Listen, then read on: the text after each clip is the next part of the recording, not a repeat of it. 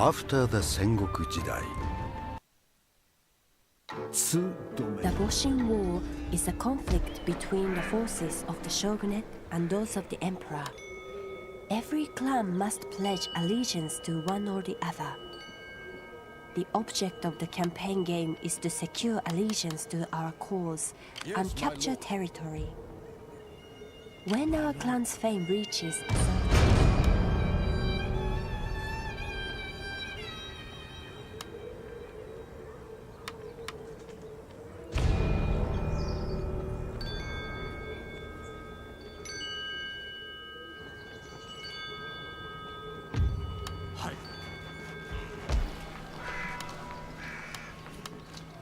Yes, my waiting for more orders.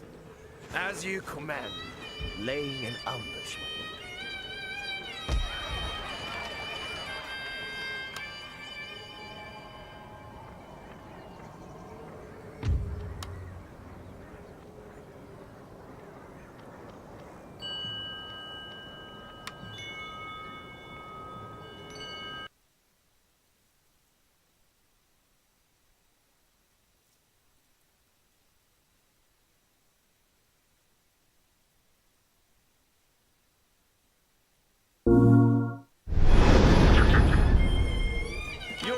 Hello, you've caught me thinking about growing old. It's something I do regularly. I mean, I can't help it. My own face sort of forces thoughts of my own mortality upon me whenever I see it in a mirror, thanks face. But it's not just crow's feet and a lack of hair that helps me mark my progress through the years. Video games have grown up alongside us, and this is true no matter how old you are, but particularly if you're about my age, you'll notice a startling parallel between what's going on with you and what's going on with games. When you started out aged 5 or 6, video games were bright and bathed in primary colours. They often starred anthropomorphised animal protagonists, had the jump button as your primary method of attack, and featured enemies that turned into fruit when you, inverted commas, killed them. Then you hit your teenage years and all of a sudden video games become a bubbling cauldron of conflict, emotion and brown. Video games, like us, were growing up, searching for the next foothold on their ascent towards maturity, and often that meant sequels that were tonally completely different to their predecessors. Here are 7 times video game sequels went so dark we barely recognised them. First up, we've got Jak 2, which shocked everyone when it arrived in 2003, everyone who hadn't seen the box art or read the Renegade subtitle, by being all angsty and set in an open world city with run-down bits and an oppressive Orwellian government. You only needed to watch the intro to know that Jak 2 was getting serious, however. Our hero is strapped to a table, insinuating months of torture, but most importantly, his voice has dropped. I'm gonna kill Praxis! Like out of the sky. He didn't even have a voice in the Precursor Legacy, and he has dark eco powers as a result of all the suffering. It's a rage he struggles to control, creating an interesting parallel between the game and its audience who, like me, were kids when the likes of Crash Bandicoot were around, but are now struggling with the pressures of adolescence. We had secondary school and peer pressure and physical and emotional transformation.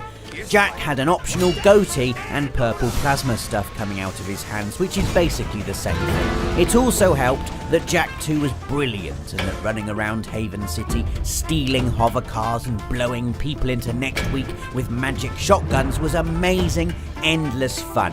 What a transformation.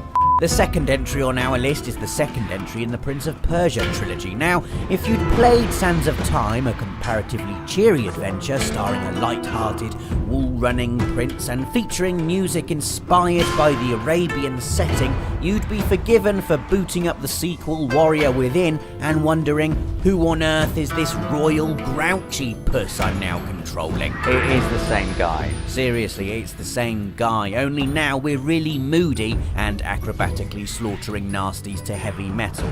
This is explained away by the story as the prince being on a bit of a downer, having been hunted relentlessly over 7 years by an evil beast known as the Dahaka as punishment for mucking about with the Sands of Time in the previous game. Even though in the Sands of Time, the prince destroys the Sands of Time, therefore erasing from history the fact he ever used the Sands of Time. Whatever, time travel. What matters is the prince is now angry, edgy, and cool. I mean, to be fair, that is pretty cool. I remember playing this as an 18-year-old and literally thinking it was the coolest thing I'd ever played. Also, my favourite film back then was The Matrix Reloaded. I played Tomb Raider The Last Revelation again recently because I had to capture a bit of it for a different Friday feature, and so to get the most out of my $4.99 I've mentioned it here, so we'll have to capture it again. And it reminded me of how remarkably unscathed Lara Croft manages to be at all times. Near the start of your adventure, she slips down into an old ruin, falls for a bit, and then just carries on like it's any other day. Fast forward to 2013 and rebooted Tomb Raider is treating its Lara Croft a bit differently. She takes an absolute beating inside the first half an hour. She's hurled into the sea, set on fire, impaled, grabbed, flung through a cave and then pelted with rocks, and that's all before being harassed both by the elements and by thugs who really should know better than to mess with arguably the most badass protagonist in PlayStation history. 2013 Tomb Raider really was a huge departure from classic Lara. Gone are the family-friendly puzzles and grazed knees, replaced by a story that puts Lara through an emotional meat grinder before spitting her out the other side, a hardened warrior. A warrior who's forced to kill to survive, whereas before, dinosaurs. From fantastical Indiana Jones escapism to brutal, gritty, new age Hollywood realism, Lara is no longer the pure, untouchable action hero of the 90s. Tomb Raider is much darker these days, and yes, that does mean you've now got to pull rusty iron spikes out of your torso. Next, we've got DMC Devil May Cry. Again, more of a reboot than a sequel, but I can't not include this, seeing as how Dante went from wonderfully camp, wisecracking demon slayer with lovely locks of platinum hair to moody, just shave the back and sides, please, hipster demon slayer in a world where said demons are no longer pantomime bags of fire and shouting, but corrupt politicians and news anchors and whatever the hell that thing is. It's got cool sway now too. Whatever your opinion on Ninja Theory's reboot, and Victory is assured, sir! you can't deny the gorgeous, grimy beauty of DMC's misshapen world. The landscape is wonderfully intimidating, hunched buildings leering at you from the shadows as they all of a sudden collapse and unfold about you. Where the first Devil May Cry is a love letter to pure, unfiltered 3D action, all guns, swords and swirling trench coats, DMC tries its darndest to make a comment on modern-day society. You battle corporate fat cats and corrupt media men and... seriously, what the hell is that? My favourite bit in the whole game is the boss battle with Bob Barbas. It's incredibly dark and current and funny. A stylised bullet to the heart of a perceived media hypocrisy. It's one of the most original, visually arresting things I've ever seen in the medium, and perfectly encapsulates Dante's transition to the dark side.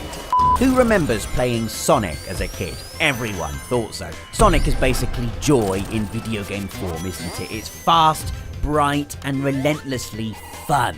The iconic sound of a ring being collected, releasing happy hormones faster than a tub of chocolate ice cream. Who remembers when Sonic went dark in the form of Shadow the Hedgehog on PS2? No? Well, here it is. Edgy music and all.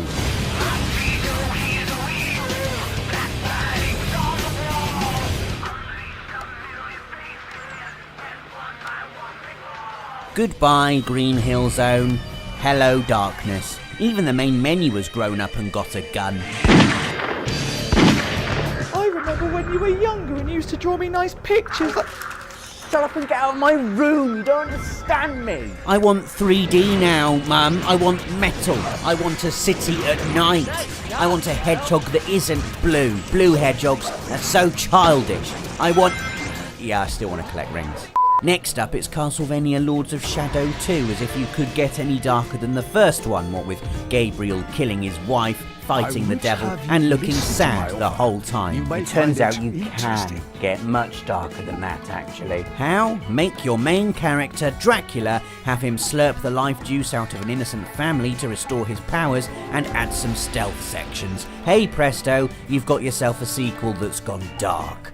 I particularly like how playing as Gabriel Dracul Belmont flips the entire series on its head, thrusting you into the undead immortal shoes of the series antagonist and asking you to carve up 10 hells worth of enemies, often finishing them off by sucking out their blood. Also, the setting is much darker too, taking a leaf out of DMC's book and shifting the action from yawning Gormenghastia landscapes to the modern day. It's industrial, there are robots you have to sneak past, there are puddles and potholes and almost constant nighttime. Plus, you only need to look at Belmont's default pose, slumped on his throne with the world on his shoulders, to know Lords of Shadow 2 has gone way darker than the original. Our final entry this week is Alice Madness Returns, a follow-up to American McGee's Alice, which itself was an incredibly dark take on Lewis Carroll's beloved 19th century fantasy Alice's Adventures in Wonderland. Madness Returns looks like what you'd have expected Tim Burton's Alice to look like, eerie, dreamlike and full of psychological horror. This Wonderland is not all smiling cats and tea parties. It's more a physical manifestation of Alice's internal suffering. Institutionalized after her parents are killed in a fire, she must journey back into Wonderland, portrayed here as the product of an hallucination, which has now been corrupted beyond recognition into a haunting ruin populated by wretched creatures. Yeah, this ain't Disney. Don't play this with your kids. What makes Madness Returns even darker is how it uses seemingly benign Wonderlandy type objects and turns them into horrific murder tools. The pepper grinder becomes a Gatling gun, the hobby horse is now a sledgehammer, and the teapot cannon is used to burn enemies to death. The game is a dark journey through Alice's twisted psyche, one that will shock and scare you, especially if you come to it having fought a bunch of cartoon cards in Kingdom Hearts' version of the same place. So there we go, 7 times video game sequels went so dark we barely recognised them. Can you think of any other examples? Let us know in the comments. Leave a like if you enjoyed the video, watch another by hitting one of the links on screen, and subscribe for more every Friday. Thanks for watching, and see you next week.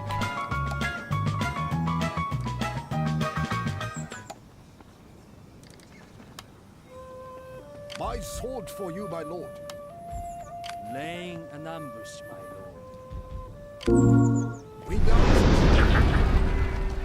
Hello, welcome to PlayStation Access. My name's Rob, and welcome back to the Tuesday Checklist. Every Tuesday, the Access team takes inspiration from a recent or upcoming release to start a conversation about some of our favourite games. This week, we're looking at 6 games that tricked us into caring too much, starting with a suspiciously bleary-eyed Nathan confessing some things about Destiny 2. So opening up on games that tricked us into caring too much, my entry has to be, it's quite shameful really, but Destiny 2, the last 2 weeks.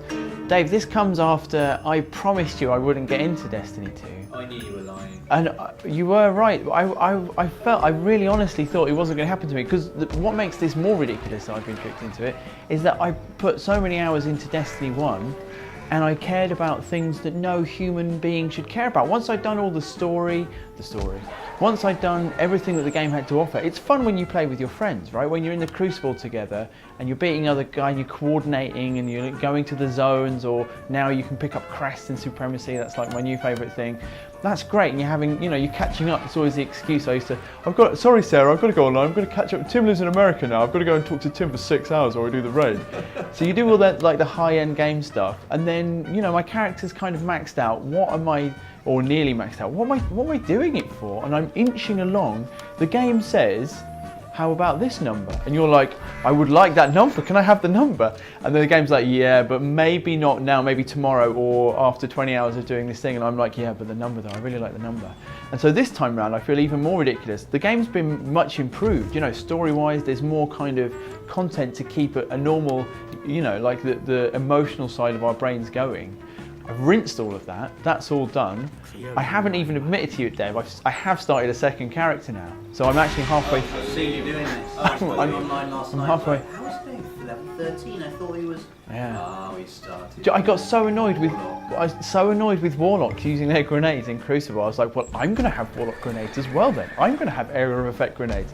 And I hate the way they throw them like this. Like they don't even really care. That really annoys me. But the madness of it last night really brought it home. Was after midnight. I'd had a nice game of Crucible, some rounds of Crucible with some friends. You guys couldn't get online, but with some friends. Somebody mentioned the Nightfall, and I was like, oh, I haven't done it. And this is the collective madness. Everyone went, we could just do it now. We'll run you through it now. And it was like, you know, 12:30, coming up to 1 o'clock, and I was like, yeah, sure, this seems like a good use of my time. And it was because I had a quest. I was supposed to, you know, just do the Nightfall with 5 minutes left, and I would complete this quest and I'd get an exotic item. That didn't happen. And because that didn't happen, because someone else in my team had to also have the weapon or the quest, and we didn't know that, I looked it up online afterwards, I had another exotic quest, which was just go and kill X number of things in the Nessus. So I started doing that instead after everyone had gone offline. I was playing until 2:30 in the morning. So Destiny's a great game, I really like it, but I know, you know, like, you know that thing of like they teach rats, this is like this is a thing that everyone knows. You teach a rat to press a button and a thing will come out. And the reward is the thing that the rat likes. Oh, I like the reward, thanks for the reward, I will press this button all the time. And then even when the rewards stop, the rat's still hitting that button. And I can feel when I'm enjoying this game because it's really well made and I enjoy the world and the story and I'm playing with my friends. When that ticks over into, give me more pellets please, and I'm just bashing this button and like nothing's coming out. All the things that come out are the same level as the stuff I've already got. I'm still just bashing it. 265, everything's 265. What's happening? What's going on? But the rat it never learns. So a game that made me care far too much, or more than I should have done, I think, was in Dark Chronicle. You love Dark Chronicle, don't you guys? That game? Dark Chronicle is a level 5 role-playing game that was on PS2 originally. It's now on PS4 as well. It's a great game, dungeon crawling role-playing game. There's a thing in it where you have to, like, basically the whole point of the game is there's an evil time-travelling emperor who's screwing with time. He's from the future and he comes back to the past and he like wipes out the origin points of all his enemies. So there's like an amazing magician that can fight him in the future. He like wipes out his great-great-great-great-granddad so he can never exist. Your job is to travel through the present, which is his past, and restore all of those origin points so that you can fight the emperor in the future. To do that, you have to build towns, basically, where all of these people can live. So maybe a forest needs to exist in the future, so you have to plant a couple of trees in your timeline to spark that forest into existence in the future. And you have like a list of things you have to do. For instance, plant 2 trees, make a house next to a river, have a certain person living in that house, so-and-so wants a purple roof, blah, blah, blah, blah, blah, move this person in. And you can do all of these things without making your towns look sticky, and obviously it can just be really kind of hodgepodge, just house there, fence there, river going through there, and then you can continue with the story. But I got so suckered into this town building mechanic thing that I ended up, it's called Giorama, I ended up spending more time in Giorama than I did in the actual game of Dark Chronicle, just stressing over how my towns looked. Like they'd have to have nice streets, the river couldn't be just, you know, in a stupid place, had to, you know, I wanted to make beautiful picturesque towns basically. And so most of my time was spent gathering resources in the, like the dungeon crawly bits, not so I could build up my weapons, but so I could have wood to build more houses, and so I could have, you know, ore and stuff to build nice settlements for people. I mean, compared to some of the other things I've talked about in these videos that I like to do in video games, this is quite a constructive use of my time, I thought. So a game that has tricked me into caring about it way too much, like way too much, if I actually think about it and take the time to analyse it, is PES. Specifically, I suppose, PES 2014, but really you could definitely apply that to 15 and 16, and if I get the chance, 18 and beyond, I'm sure. I can't get enough of that PES. And particularly, I mean, I used to play PES when I was younger and I had a Master League. I'm talking about Master League, but it hit a whole new high for me when I played it with Rob at lunchtimes at work, and we had a co-op Master League. It was just like, man, I cared about that game. I mean, we were playing it lunchtimes, we were playing it after work. We were not eating well so that we could play Master League.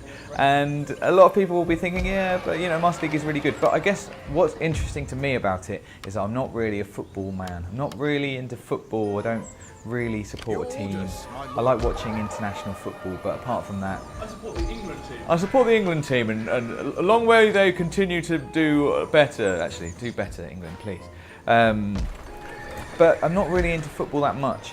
Rob really is into football, Nath really is into football, but not me. But Rob and I started playing this PES Master League, and there's something about it, man. There is something about it. It's a trick. It's definitely a trick because I cared about it too much. And I think I've given it a little bit of thought, and I think it's all about the stories. We chose to play with the Master League team, the sort of fictional characters. You start with a team. We started in 2nd division to work our way up as heroes, as you might expect, as I'm sure most people do. And especially because that was a made-up team with made-up players. Those players meant so much to me, and they had their own stories. They had, they were starting as blank sheets. I didn't know anything about them. Rob didn't know anything about them because they weren't real players, and so we were just taking them at face value. We would play a match and we would see how they get on, and in each match there would be a little story. There would be a little hero, there would be a little villain, and those things carried on. We knew those players inside out, and if you were bad, you would be on the bench, and if you were very bad, you wouldn't even be on the bench, and you would be sold as soon as possible. I mean, we were just praying. We were putting people on the ready for loan list, just get rid of them. And it was, the strikers were terrible. God, I remember the first season we were just we couldn't wait for the transfer window. But of course we had no money because we had no money for the first transfer window. And then I remember we managed to eke out our first. I think we got we went up in our first season, but we didn't win. We didn't win the league. We came third, and we did not get very much prize money. And again, the transfer window came round, and we just looked at our hands and sort of thought, how are we going to get through this? You say you and Rob had a Master League, and that's true. Yeah. You guys started it without we got to start a Master League this year, Rob. I'm desperate to. I look back on with such fond memories. Here, man. No, but you're welcome to join us, Nate. You're welcome. I would encourage that, definitely. But I just. Well, we could do that too. I'd feel a little bit like I was cheating on Rob then. It would be weird, but we got to do it. Oh man, I love Master League. It's so good. So for my second entry, I've actually brought along. I've had to write some things down because the memory of this game. It was quite traumatic, and I ended up giving the game away, and because of that I flushed the things out of my mind so I wouldn't have to think about them anymore because they used to make me so angry. So this is Fallout 4, which was a brilliant game, right? So Rob is always on at me because I've never played Skyrim, and he's right. So I admit that Skyrim is probably a game I'd really enjoy. But I did play Fallout because it was new, and I was like, I'll crack on with it. Similar mechanics and world, I understand roughly.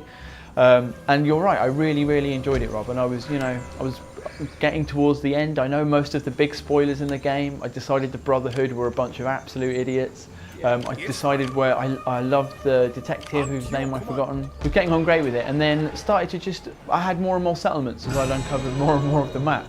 And the thing that Fallout 4 made me care about, it tricked me into caring about too much, was the kind of the health and the happiness of my settlements. So I had loads all over the map. And you have to care about, and I genuinely forgotten these things, and I was getting really angry writing them down.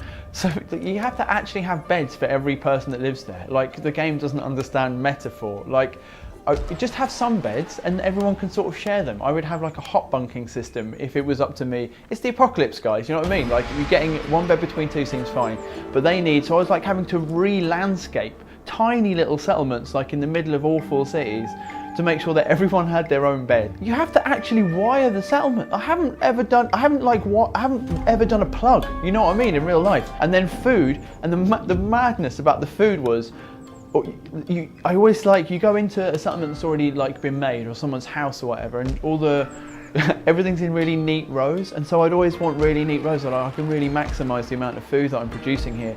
But then there would be like, it would go red and there'd be a bit of like ground that you couldn't put the corn into for whatever reason. So then like it would be a weird shape. And also I try and assign settlers to, you know, tend a piece of corn on the ground, and then they would just go off and do like a gun or something. They would never do what they were told. It would drive me insane. But the worst thing was the supply lines. So as you get more, you know, like some places are sad. Well, actually the biggest problem was I'd want to go and build flipping beds for somebody somewhere, and it would be like, oh, you haven't got the resources to build a bed. And obviously supply lines allow you to share resources between all of your settlements. And I would be off in the middle of nowhere in radioactive bum town, like trying to build beds for the idiots who can't share. And it would just say, oh, you haven't got any resources. I'd be like, oh, I'll try and find some, but I can't. I've got to fast travel back over here. So the supply line's supposed to fix all of that. But what actually happened was, I didn't realise, first of all, that they don't work like if I have sanctuary up here and I put it to Bumtown, and then like I put like another supply line to here to, like, you know, other town. Bumtown and other town can't talk to each other through sanctuary. That doesn't happen. They need to be in a, and actually I just looked it up and I've written down in big letters loop, because I was so angry that I never thought of it. As long as you have them all chained serially in a loop, they will all talk to each other. But if you have a hub and you come out from that hub, because you've got enough settlers there to actually make supply lines, it doesn't work. So I got to the point where I really wanted everybody to be happy and to have a bed, and I'd already made like just a vomit of supply lines all over my map, and I literally sent my disc away to somebody who wanted it in the post. I just like put it on Twitter and I had to physically send the disc away. Another game that tricked me into caring too much was, guess what game? Ready for orders. Final Fantasy VII. No. Metal Gear Solid. Skyrim. Skyrim. Diddly-dee. Yeah. Skyrim. In Skyrim, you get horses in the Skyrim, and they act, you know, in much the same way as cars in Grand Theft Auto. They're just a means of getting around the world a bit faster, really. And if you crash a car in GTA, no one cares really. You just get out and steal another one, and you can do the same with horses. Like if your horse dies, you can just buy another one, steal another one. But naturally, it's a horse, so you form like an emotional attachment. You create. Skyrim's great at doing this, enabling you to project your own stories onto things. It kind of leaves most things like a blank slate. You can kind of, you imagine your own stories, and you create your own stories within Skyrim. So, you know, your horse, if it stays with you for a while, it becomes like, you know, your horse. You'll give it a name, it has its own little personality quirks. Come when you want it to come and things like that. And I remember I had this horse for ages, and I was, you know, happily trotting along, and I decided to explore around this waterfall, and for some reason got into a spot of bother and could not get my horse back up this hill again that I'd started to go down. So okay, I'm going to have to come down the hill now. Just carefully kind of stepping down the hill, and this went wrong. The horse just plunged and crashed to the bottom of the hill and died in a horrible broken-limbed mess at the bottom of this cliff by a waterfall. And I remember being utterly distraught about it, just like unreasonably distraught. I can't remember. That's how much I cared. But I cared more about the horse than I did even about my companions, because you can take human companions on quests with you. Like Lydia's a famous one, but there are a bunch of others around who you know, take frost troll inhabited caves and things, and occasionally they can die, and that's quite sad. But there's something about animals dying that's even worse. Yeah. The horse hasn't got any idea what's going on in Skyrim. He doesn't know that dragons are attacking, and well, it probably does, but he doesn't understand why. And it was just, I remember the music in Skyrim is very it's very ambient, and it often seems quite melancholy and sad. And I remember a really sad, melancholy bit of music was playing, and I was just standing there, just looking at my dead horse until the water went by. Night was descending, the northern lights came out in the sky. Yeah. It's awful. So my second game is a game I've only recently started playing. I played a little bit of the first one. I'm talking about XCOM, and more specifically for me now, XCOM 2. And to be fair, this is a similar entry to Master League. Apart from that was football, which is mental that I'm really into that. This is saving the world from aliens, which is, I think it's more my bag, you know, it's a bit more me. But again, the caring for the characters in XCOM 2 is just like, it's just crazy, and I suppose it comes down to permadeath, something that there isn't in Master League, thank God. Although players can retire. And again, like I was thinking about this, I was thinking, why do I like it so much? Because I have got a team, I've got an access team, or squad. So no, you're all still there. I'm not miles into the game. Nath, you are gravely injured currently, but you've got like a week off, and then you'll be back in. Rob, you're fine. Holly's fine. Dan is fine as well. Actually, maybe Dan's gravely injured. Can't remember. But you guys are all in the squad, and I thought at first, like, it's because you just, you know, I give you your names, but actually it's not that. Again, it is just, it doesn't matter exactly who they are. It's the little stories that they have in the field. So, Nath, you're a sniper, and a couple of, like one time I really needed you to make a shot, and it was like a 50-50 shot, and you made the shot, and that was amazing. And then, you know, like that little story has now gone against your mark. Also, the more I play with you guys, the more you level up, so you are even more valuable to me. And then, you know, I'm starting, it's at the stage where I'm starting to go on missions. I'm looking at the briefing, and I'm looking at the difficulty, and I'm thinking, there's a chance that someone will die here, but who do I want to take? You know, it's that whole balance of, do I want to take someone who's really good, who might help me win the mission, but also is really good and I don't want them to die? And there's this whole balancing act.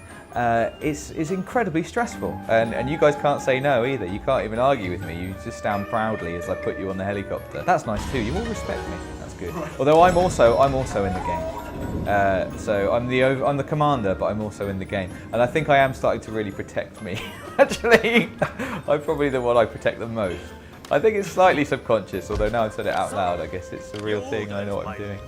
But yeah, XCOM 2, if you have some time and you're looking for something to really dig into, like, it's such a good game.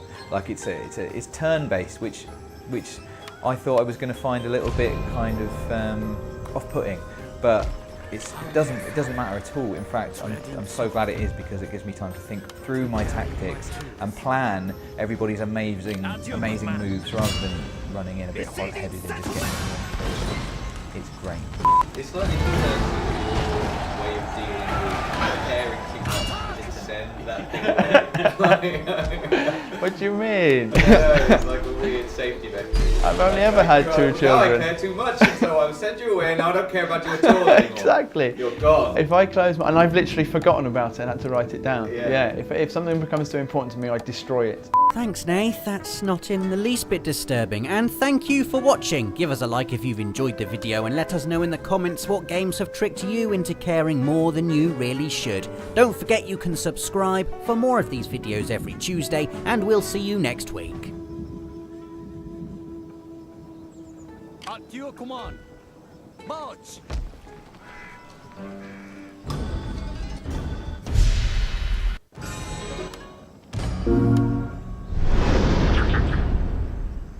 Hello, welcome to PlayStation Access. My name's Rob, and welcome back to the Tuesday Checklist. Every Tuesday, the Access team takes inspiration from a recent or upcoming release to start a conversation about some of our favourite games. This week, we're looking at 6 games that make being bad really good. And with Death of the Outsider having just arrived, Nath gets us started with some gruesome stories from Dishonored. Alright, my first game which makes being bad really good is Dishonored. Death of the Outsider is out nowish. I'm probably not really here, I'm probably at home playing it. And the reason I'm choosing this one is the game encourages you to not just murder everybody. But there is that tension because the Outsider gives you loads of powers, this kind of chaotic, black-eyed god creature who looks a bit like Jonathan Rhys-Meyers, and I really hate, and I'm looking forward to murdering. Like I said, that's what I'm doing at home right now. So the whole thing is like, oh, you're really good at this, you can be really powerful, you can destroy stuff, you can murder people really quietly and sneak away, but don't do it. In the non-lethal playthrough, where you have to dispose of not just civilians who are in your way, but like the kind of the noble figures, the characters, the conspirators who have been kind of, who have killed the Empress at the beginning of the game and have thrown the realm into chaos. And the good ways of getting rid of them are much worse in some cases than simply murdering them. So you've got these horrible, massive 4-headed people called the Pendleton twins, and they own like a slaving mine. But if you go the non-lethal route and you pay Slackjaw, who's like a local gang leader, to get rid of them, he cuts out their tongues, shaves their heads, and makes them work forever in their own mines, which is much worse than being dead, almost certainly. What, more fun than, oh, what, for me? Yeah, exactly, of course. I mean, this is why Dishonored is brilliant. And probably the worst one, and I can't help but laugh when I think about it because the setting of it's so ridiculous. The amazing Boyle, like Lady Boyle's party, this decadent kind of aristocratic party, and you have to find out which one of 3 very similarly dressed sisters is one of the conspirators who's been financing like the lead guy in killing the Empress. And you have to just get rid of her too. And again, you can chuck her off the roof, you can just murder her, do whatever. Or the non-lethal way is a man approaches you at the party and says, I know what your plan is, I love that woman, don't kill her, give her to me, and you will never hear from her again. Oh my God. And if you do that, the last thing you see, because it's a masked ball, he's wearing this insane animal mask, and he just floats away on a boat, and his head turns towards you as he leaves. So he just keeps his eyes on you the whole time, and saying, you'll never hear from us again, like that. So I guess what I'm really looking forward to doing in Death of the Outsider, carrying on from doing all these terrible good things in the first Dishonored. One of the powers that Billy Lurk has, who's the character who's playing in Death of the Outsider, is she can kind of mimic somebody, take on their persona by sort of tearing their face off, which looks awful. Again, all in the name of non-lethal playthrough. But really, I think the thing which I'm looking... And perhaps... Well, you have void powers. Yeah, void magic. I'll show you later. It's fine, it's easy. It looks amazing. It looks, well, it does look very painful. But yes, I'm looking forward to that. But also, I mean, what it is I love about Dishonored, really, the entire series, is the the intelligence of the kind of machinations of do this potential thing unlocks, and that might enable you to do something else. And they're normally tied back into a sense of what the people you're interacting with have done, and poetic outcomes like the Pendleton twins. So I know that there's going to be similar setups where I can do good things to people, which will be far worse and more damning than if I'd, just shot them in the head from a different room. So again, I really enjoy being bad in. Shut up. It is. I could lie if you like. I could pick another game, and I could talk less passionately. I could talk less passionately about another game, if you'd prefer that. I want to hear how bad you are in Skyrim. Those kind of games just facilitate badness really effectively, and they don't judge you for it either. There's no, oh, you've picked the red option, oh, you should have picked the blue option. You just get to act in those games, and you suffer the consequences, however that may be. And one of my favourite things to do, and I've talked about this on the channel before, is to create like a separate save file when I'm like quite a high level, and just pretend I'm like the angel of death in Skyrim, and just see how many people I can wipe out. Because the great thing about Skyrim as well, is that if a character is not an essential quest-giving character, they just die. So if you wipe out an entire town's worth of people, you go back to that town and it is a ghost town. Like the guards will be patrolling and there'll just be corpses all over the place because the corpses stay put as well. But I've always been of the opinion that NPCs, especially in games like Skyrim, they're made to be killed. They are made to be killed. That's why they exist in these games. They're given these amazing ragdoll physics. They're given annoying lines of dialogue. Why would you give, there's a character called Nazim, I've talked about Nazim loads on the channel as well, but he walks around Whiterun and he gives you this smarmy lines like, get to the Cloud District very often? The Cloud District is like the nice rich place in Whiterun. No, what am I saying? Of course you don't. And why would you give that character that line of dialogue? That's his entire purpose in the game, is to go through and walk down the street, tell you that line, and then go and sit in the pub. So he's there to be killed. And all of the NPCs are there to be killed. Well, all of them now? I think so. What about the ones that are there to be like love interests? There's like, there's still like a satisfaction just to kind of, oh, I've done that. And it's just, you get a little kind of, oh, they're dead now. It's just an exciting thrill. Oh, I love it. I love it. And then you can, there's, for fighting a dragon, one of my favourite things to do is to run from the dragon and get the dragon to chase me to a little settlement. And the dragon lands, all the little farmers come out trying to kill it with their sticks because that's what the NPCs do in Skyrim. There's no differentiation between, oh, a little goblin is attacking our village, to, oh, it's a dragon. And dragons just absolutely make mincemeat of villagers. There's some great animations. Why do you include an animation where a dragon picks up someone in its mouth and shakes it like a dog shaking a toy and then throwing it, if not for that exact purpose?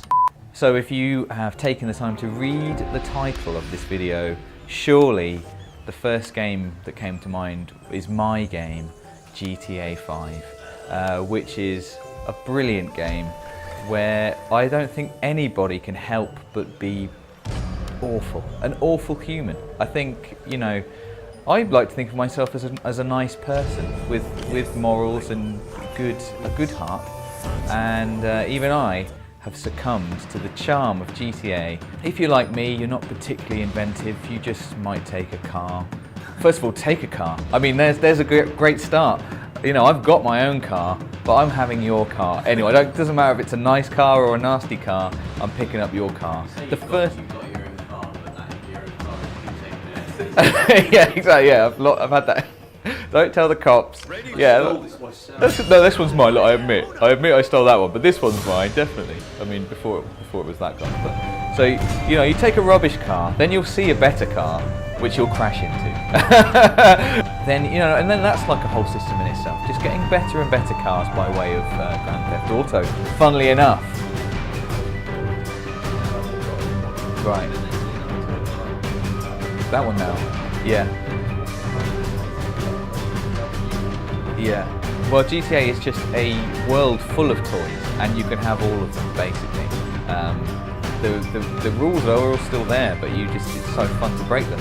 Obviously, you know, stealing people's cars requires me to throw them out of the car often, and then I may accidentally run them over. I particularly like it if they're angry. If they're, to be fair, if someone just gets out and they're like, oh God, and they run away, I'm like, fair enough, you've had a bad day. But if someone...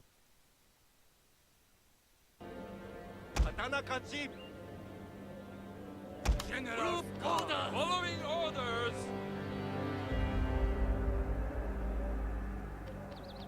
Group orders.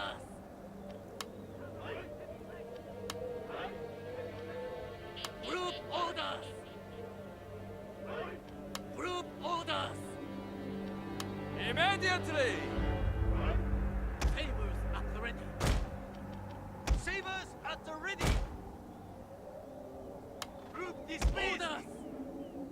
General and Hatamoto. My lord, dismiss Hatamoto. Group dismissed. Today, sir, we attack.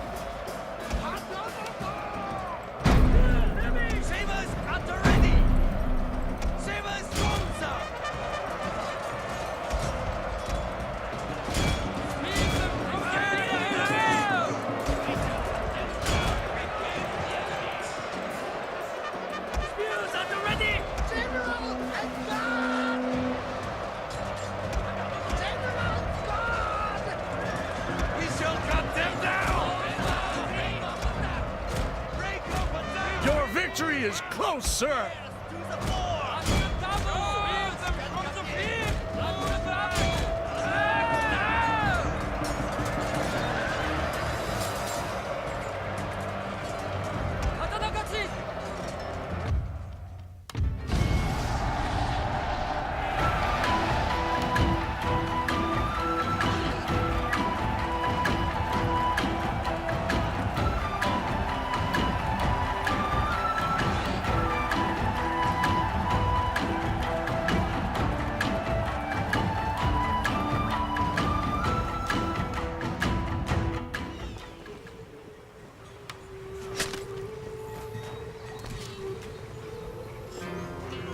Without delay. Your orders, my lord. What is your bidding?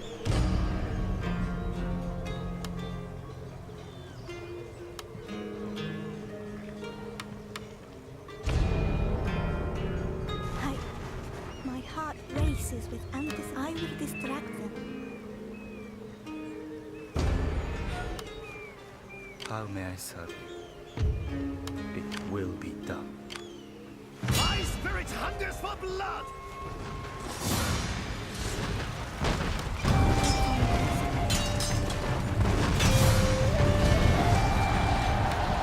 No higher order!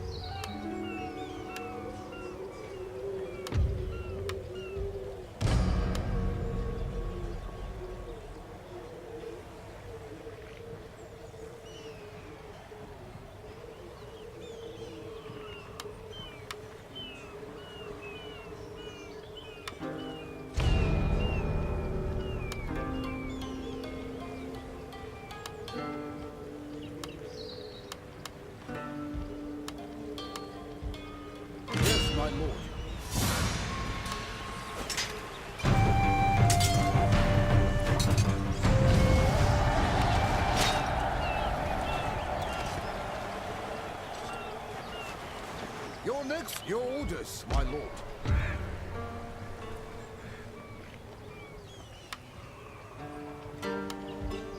Is that all?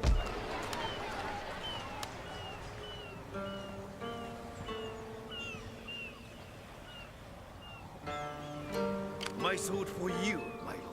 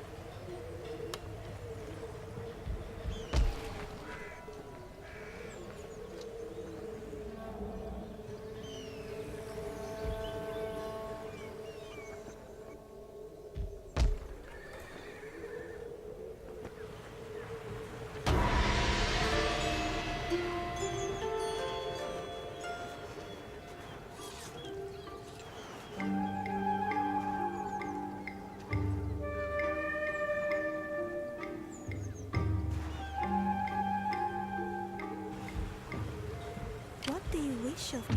I shall fetch my sunset. On my way.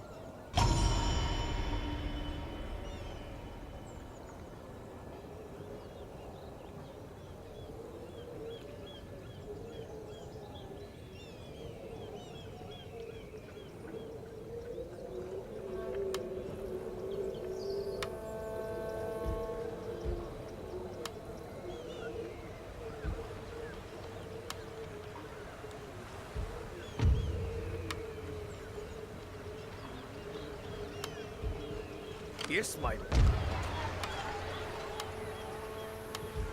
At your command. As you wish, my lord.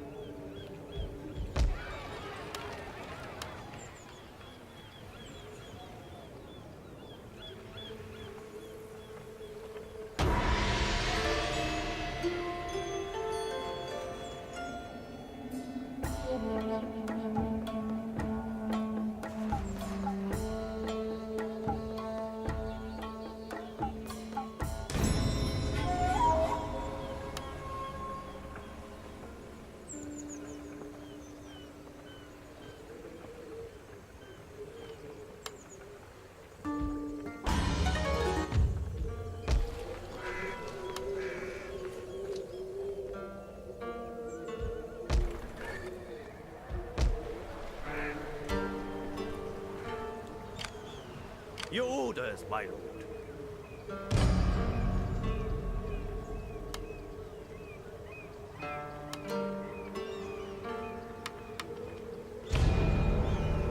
Ready for orders. Waiting for a new course.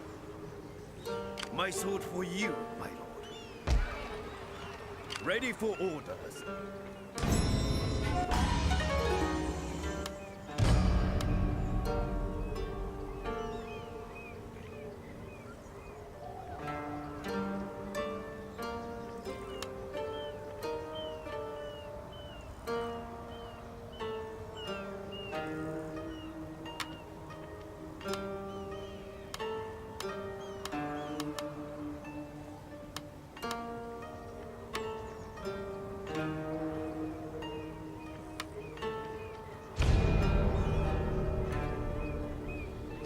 Write them down!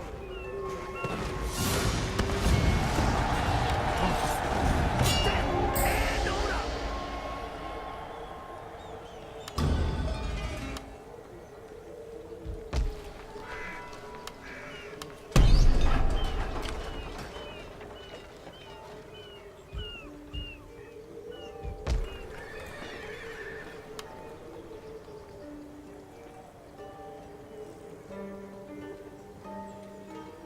Battle ready, sir.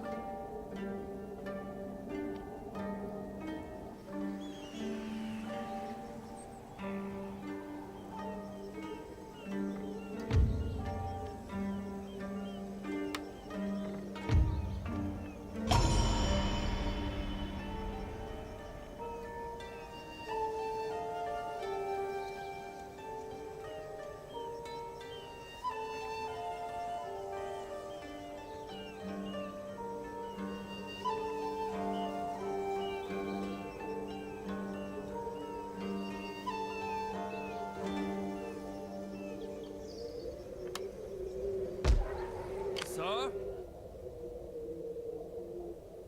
Setting sail, sir. Drop anchor.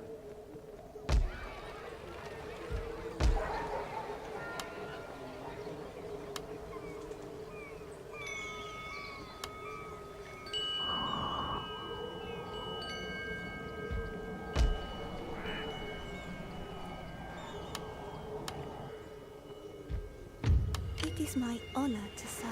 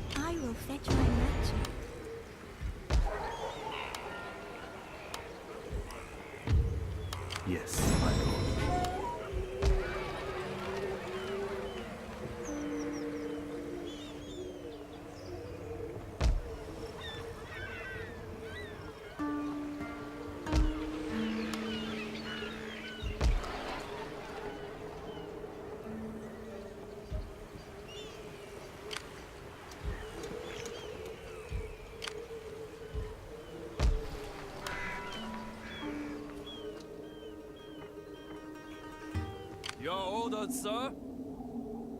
All hands on deck. We must rest a while.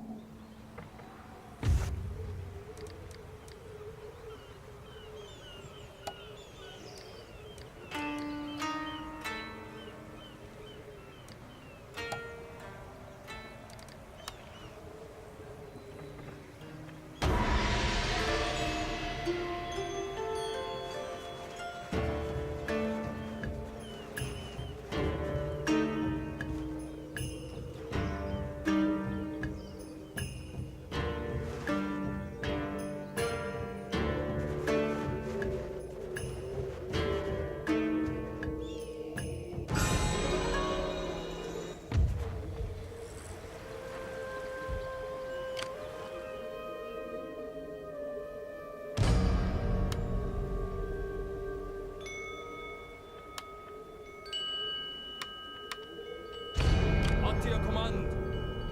Moving out. Posing, sir.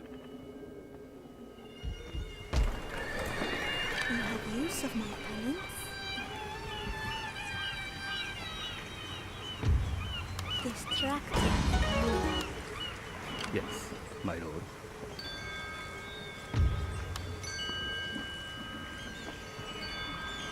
Hi.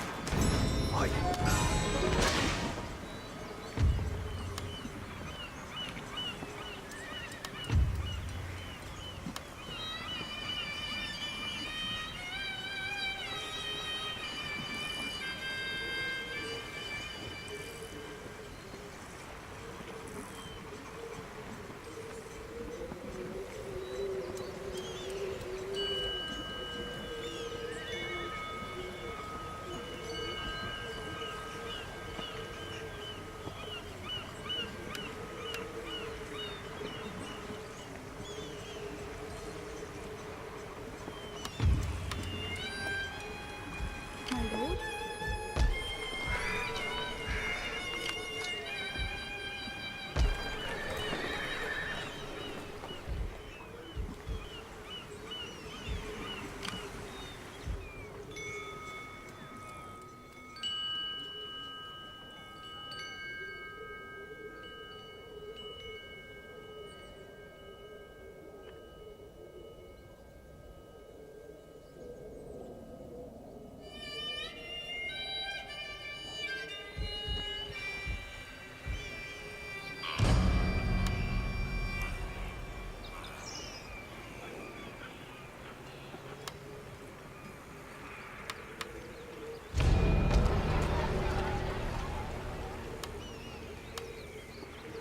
My spirit hungers for blood!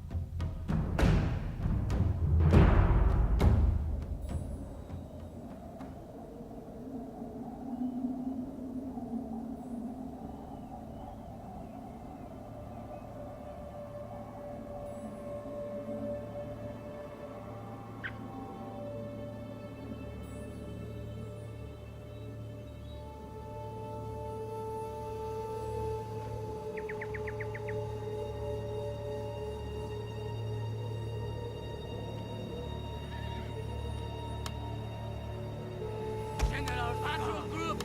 了解です。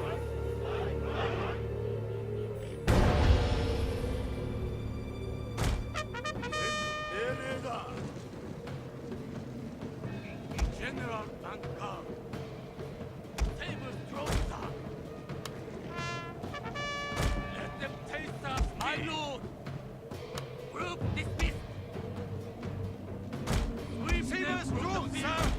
double! Prepare to attack, sir. Tanakachi!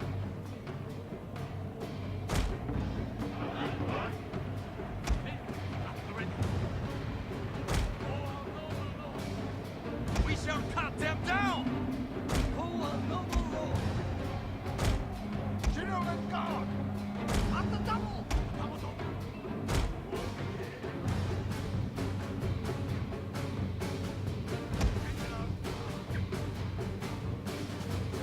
General guard!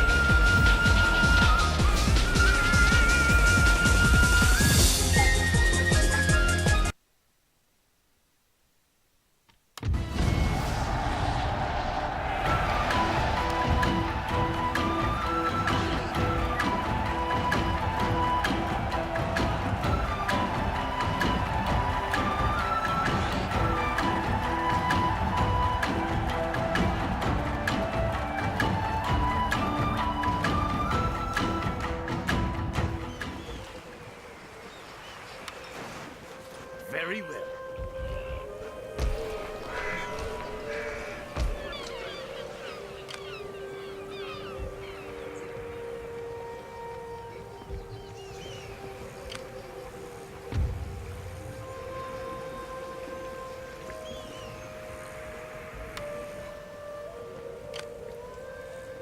Yes, my lord.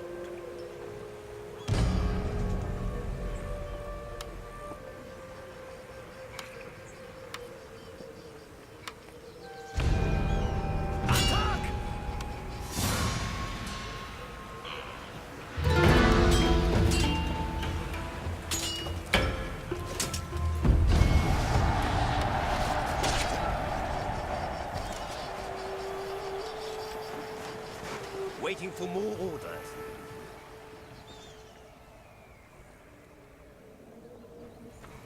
At your command.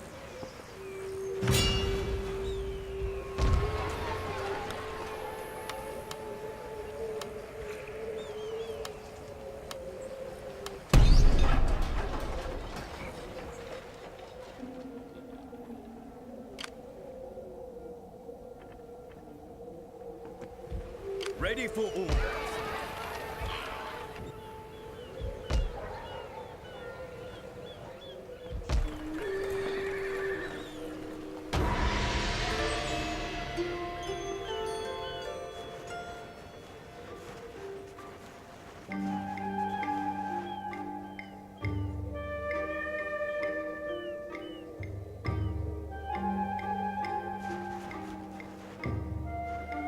Awaiting next command.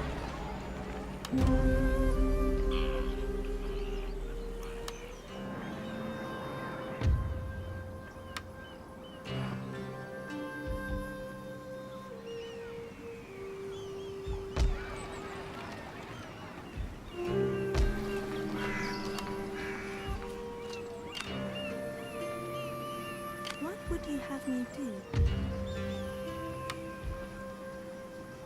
That is beyond even my skills.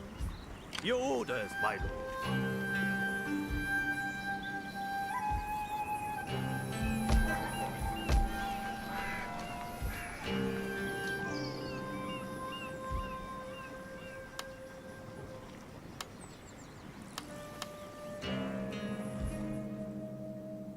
Ready for orders.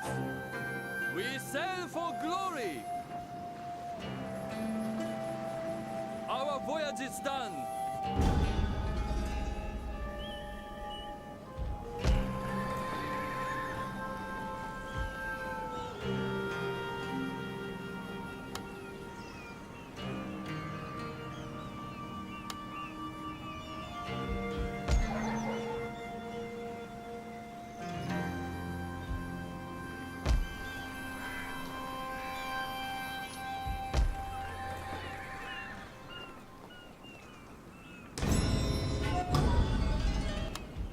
My lord.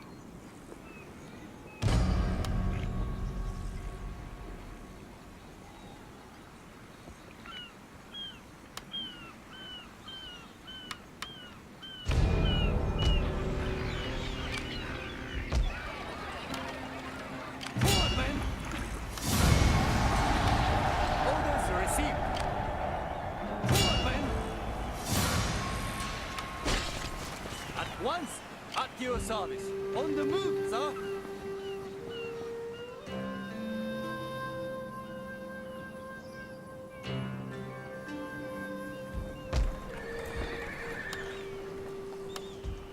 My sword for you, my lord.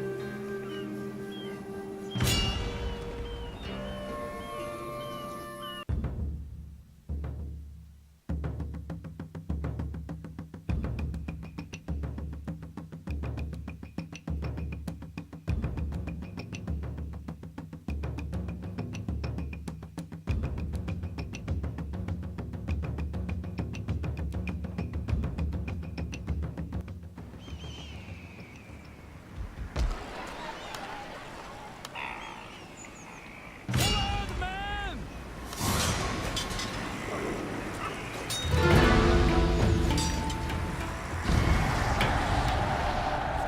March! At your service. As you wish. My sword for you, my lord. Attack! Descending temperament! Attack!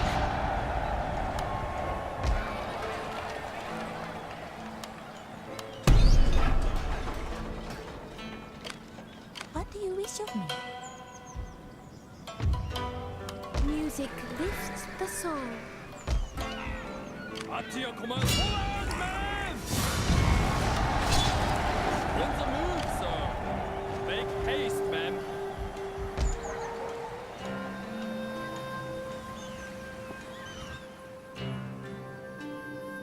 Your orders, sir.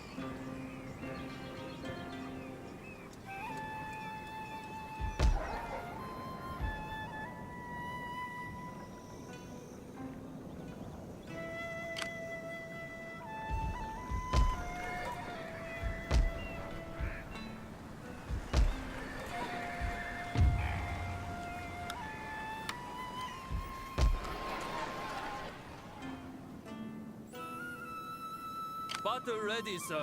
Steady as we go! Is there nothing else?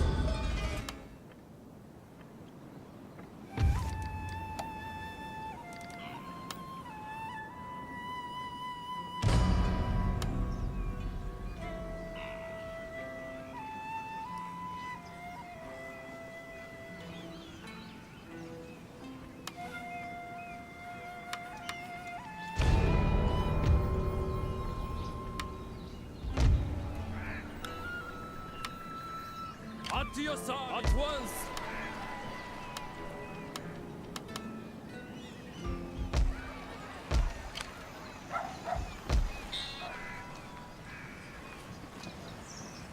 Up to your command. Ready for orders.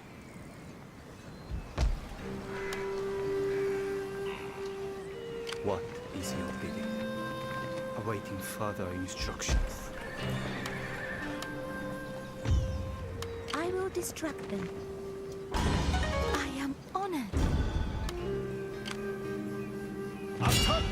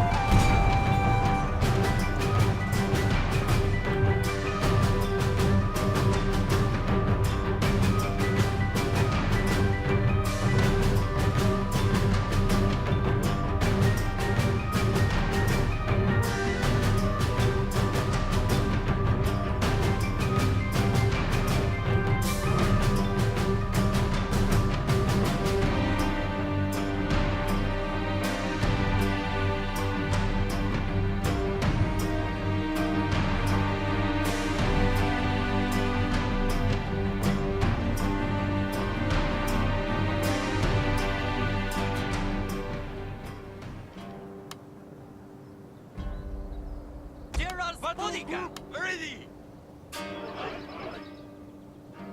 Guarding our commander! Ready.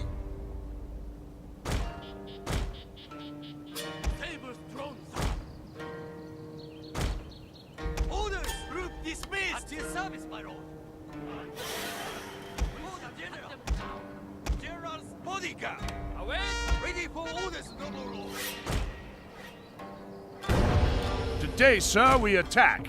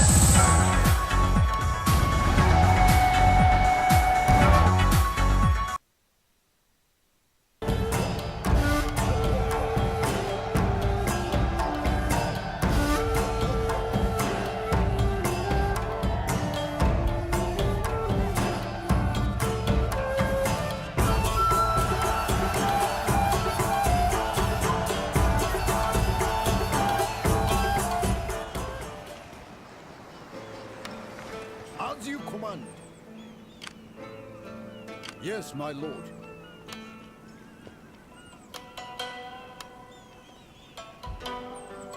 Attack!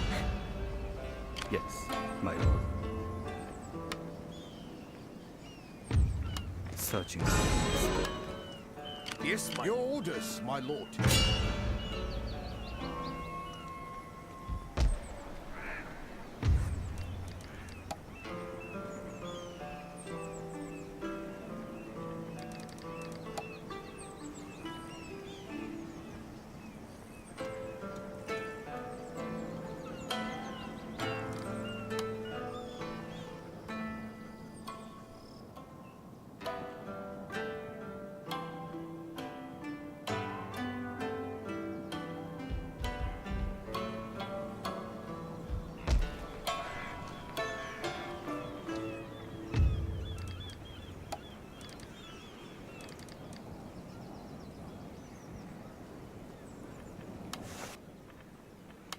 I'm honored to receive you. It is always a good day when... Truly, my friend, your arguments have won the day. I accept your offer.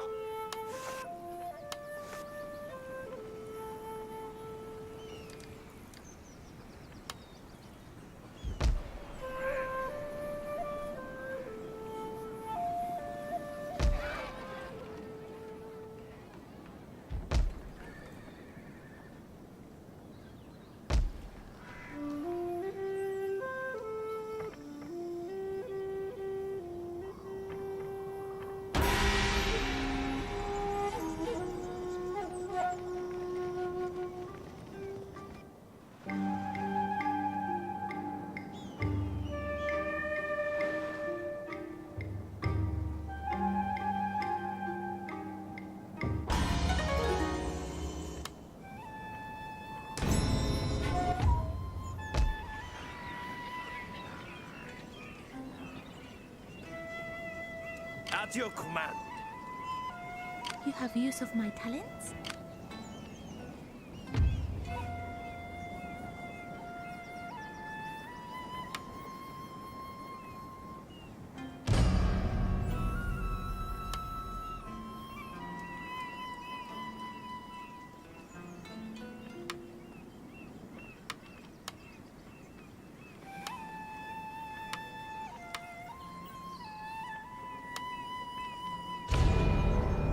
Your orders, my lord.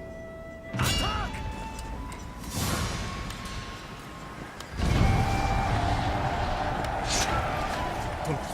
As you command.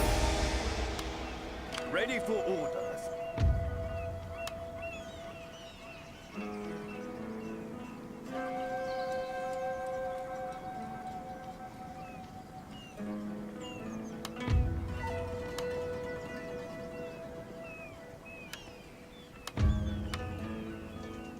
Up to your command. What is your bidding?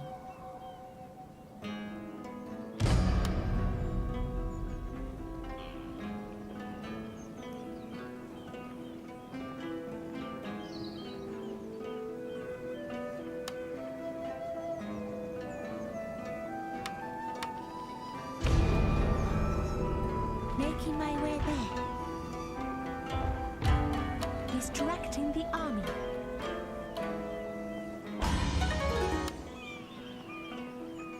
I will find rest here. Ready for orders. No one enters, no one leaves.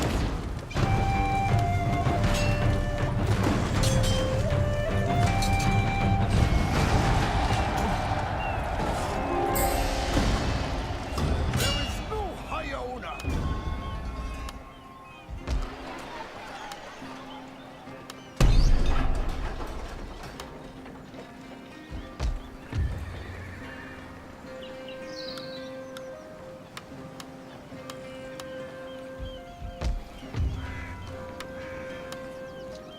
My sword for you, my lord. How may I serve you? As you command.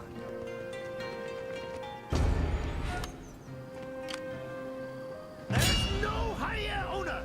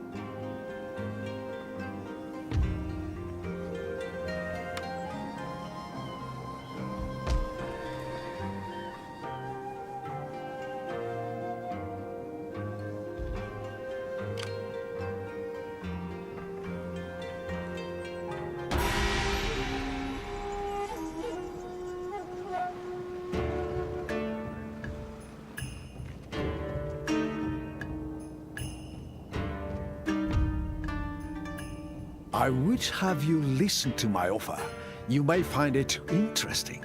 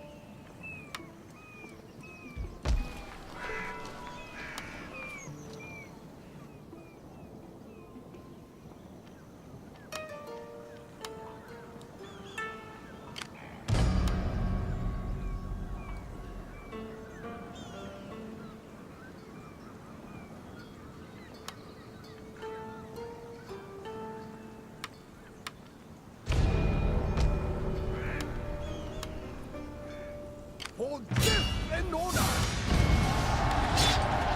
Marching now. Yes, my lord. Marching now. My sword for you, my lord. Very well.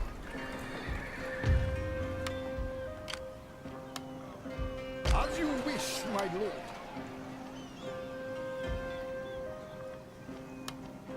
What is your bidding?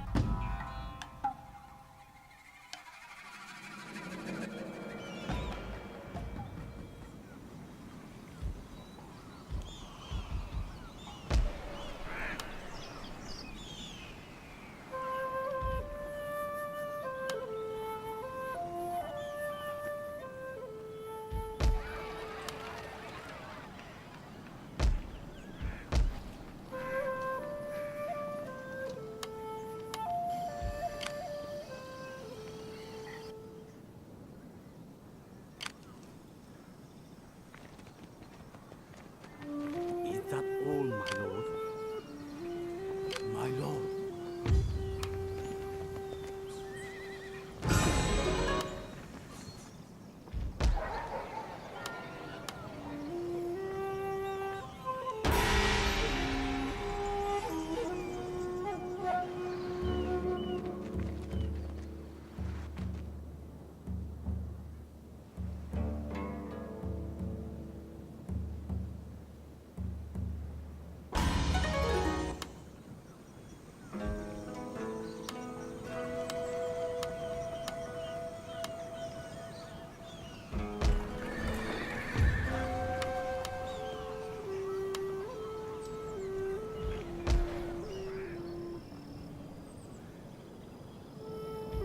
What do you wish of me?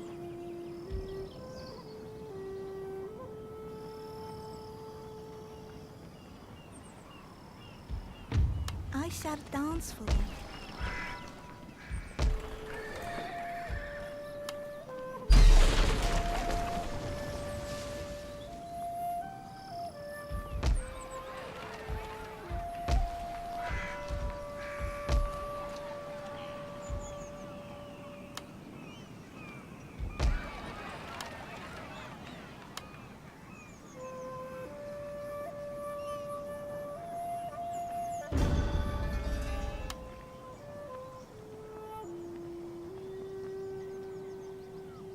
Yes, my lord.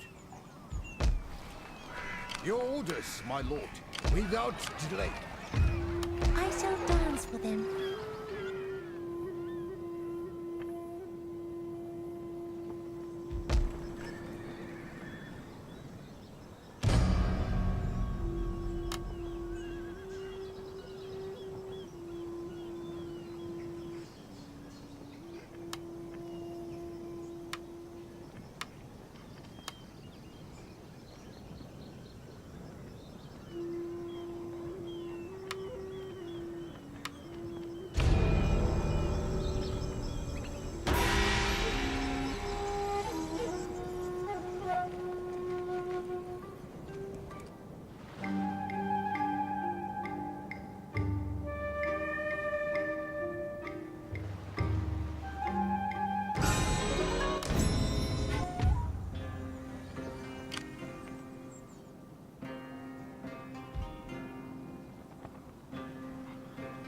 Ready for orders. How may I serve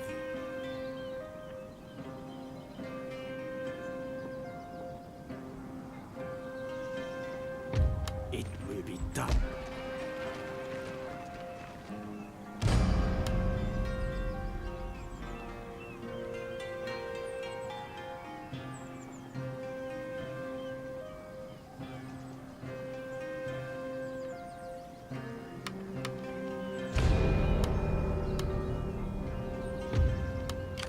man's words can be persuasive.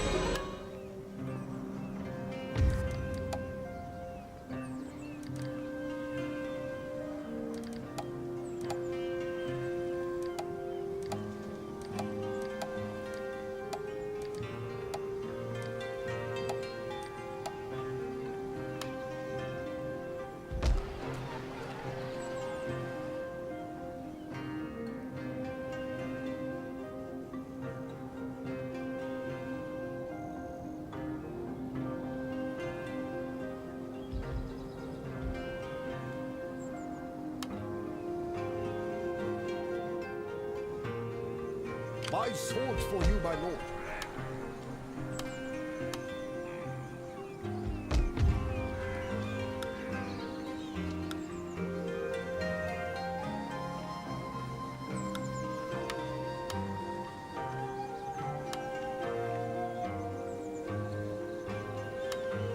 My lord. Up to your command.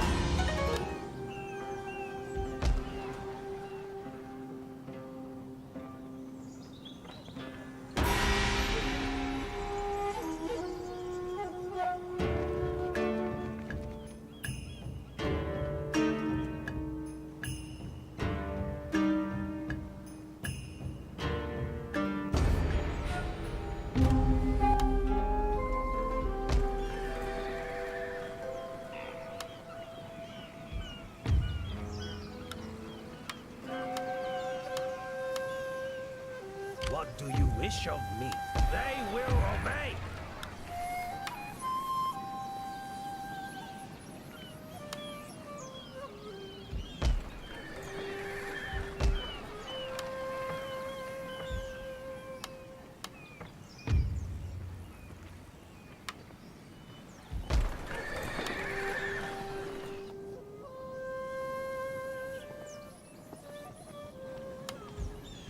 My lord?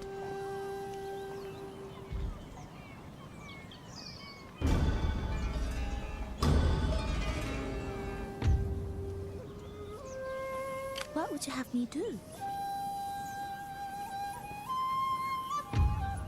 It will be...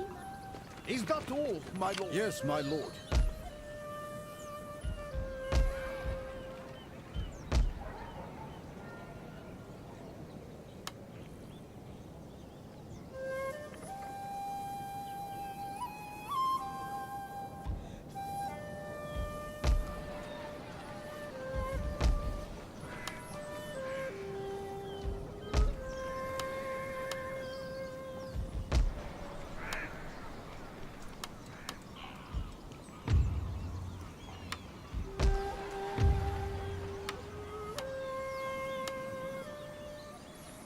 Your orders, my lord.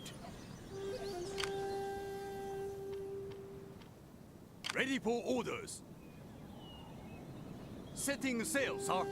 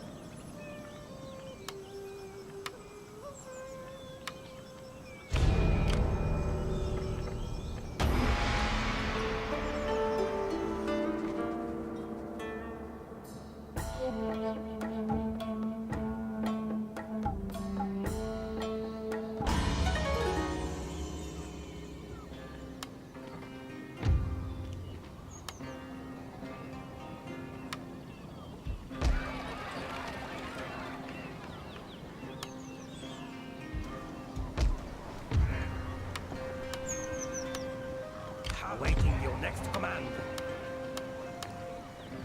I am ready to strike. Can I assist you further? Ready for orders. How can I assist you?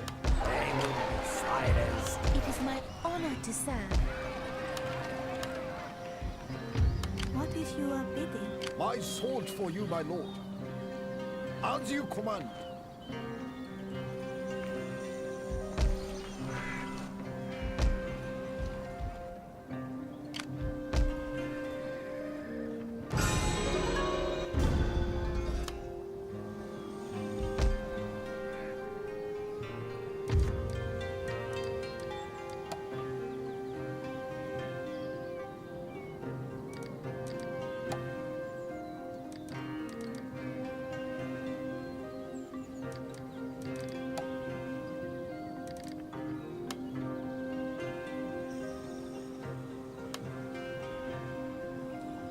At your command.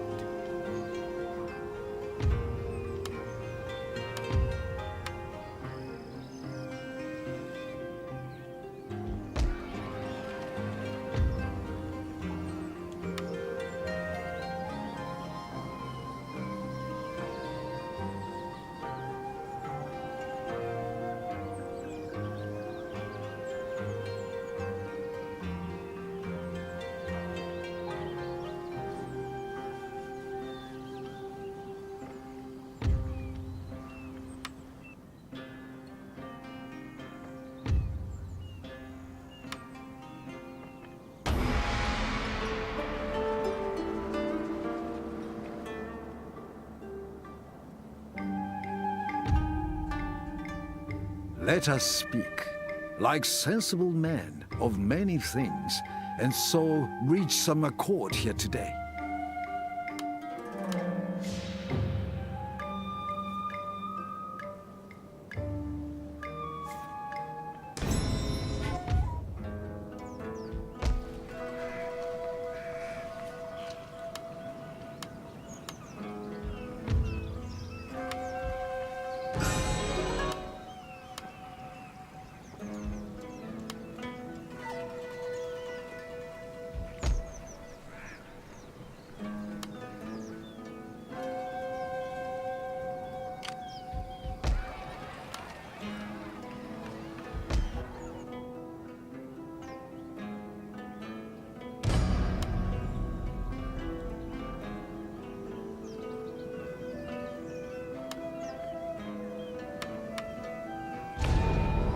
Yes, my lord.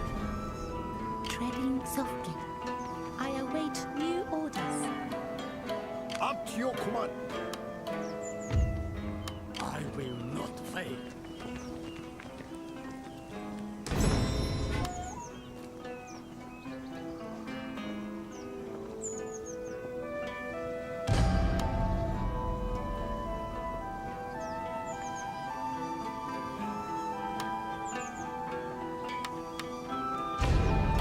Sword for you, my lord.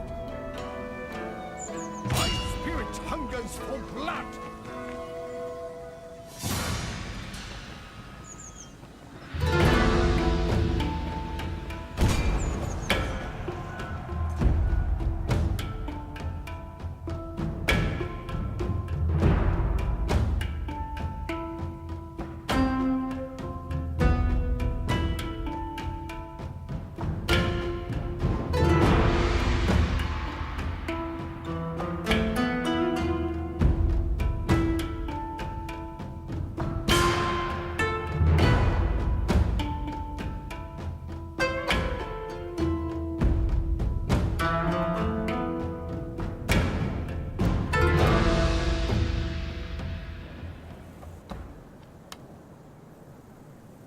General's bodyguard!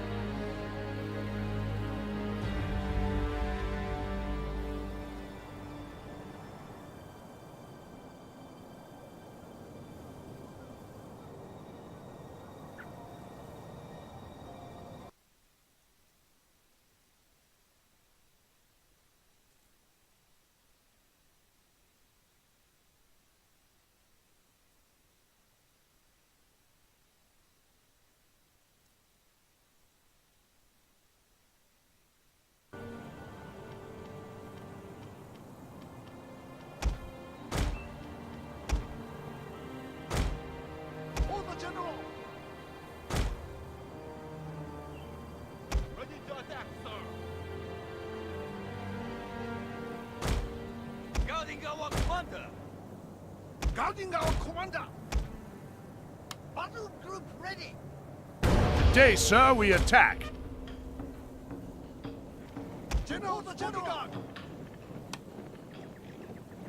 Ready for orders, noble lord! Draw swords!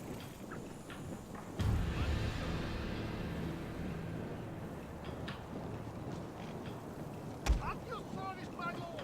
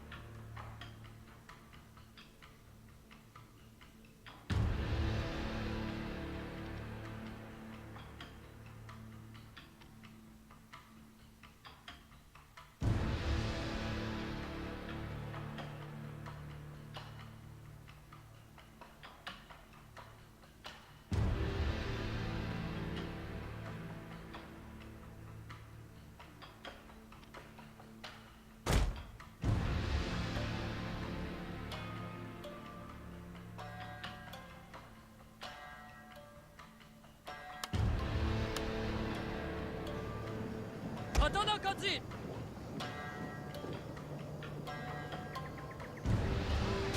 Attack!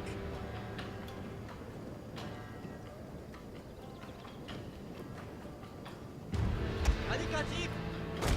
At the top, let them taste steel! Spear levy!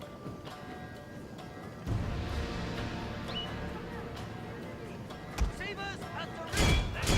Engage the enemy field! Let them taste our steel! Katana kachi!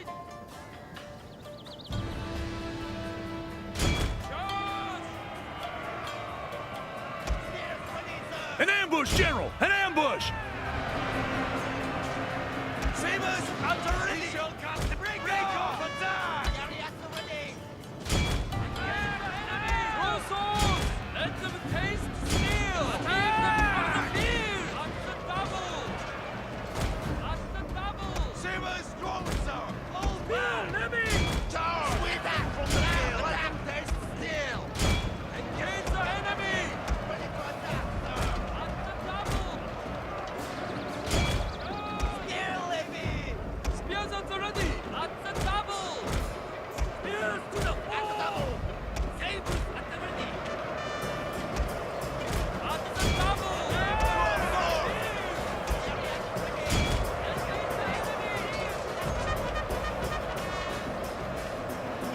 Spear levy! Your general is under attack! At the double!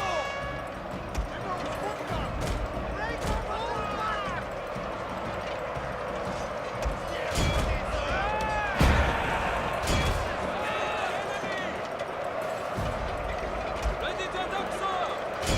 Keep the ready! We shall put them down! At the attack! At the double! Engage the enemy!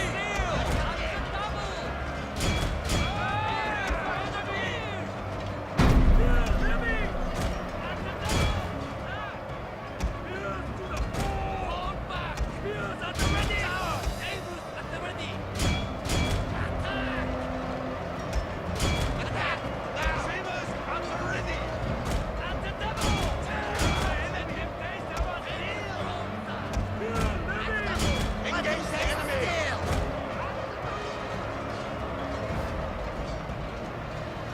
Spears to the fore! Sweep them from the field! Goes at the double! Let them taste steel! Katana kachi! Victory is assured, sir! Engage the enemy!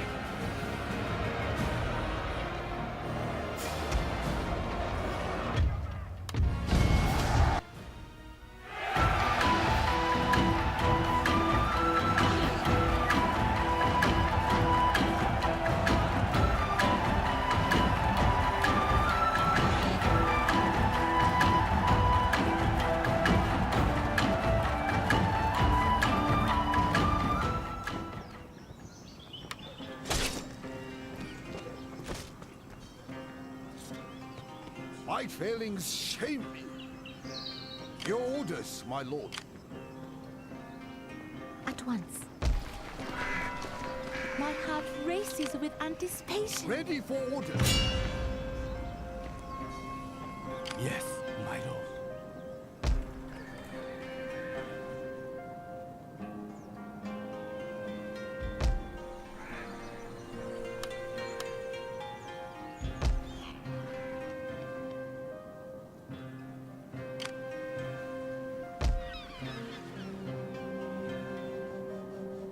Sir?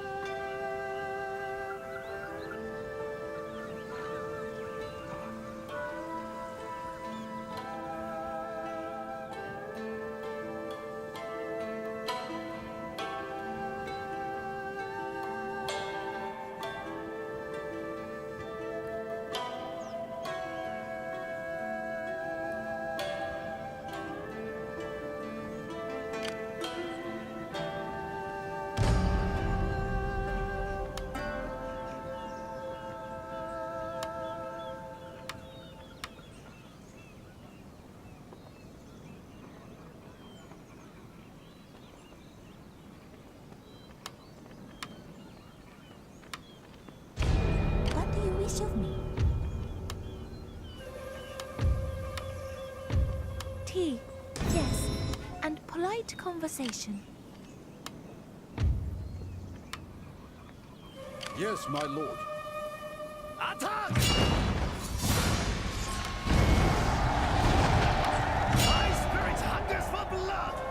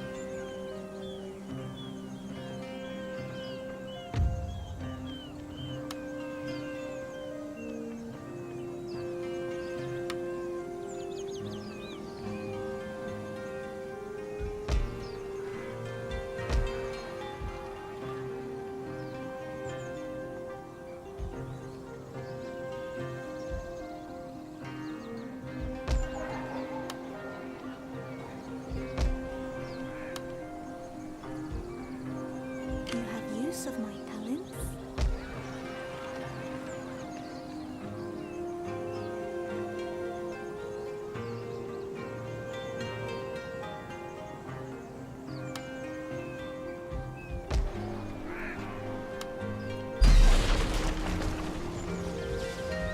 My sword for you, my lord. Up to your command. At your service. Hi. Treading softly. Your orders, sir. Steady as we go. Battle ready, sir.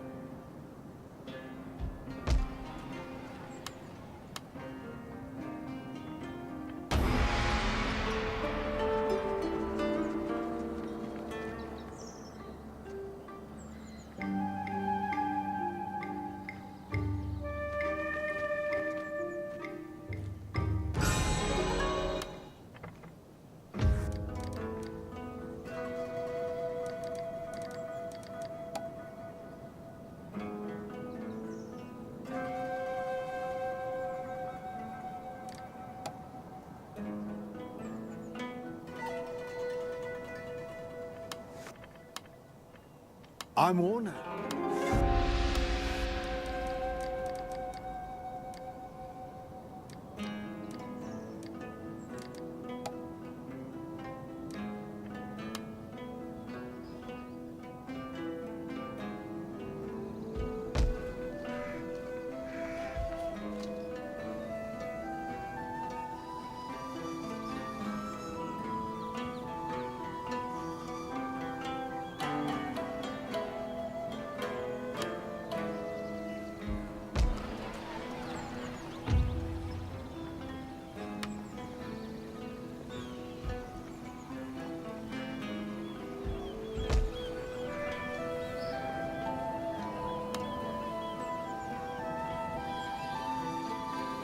What is your bidding will be done. On my way.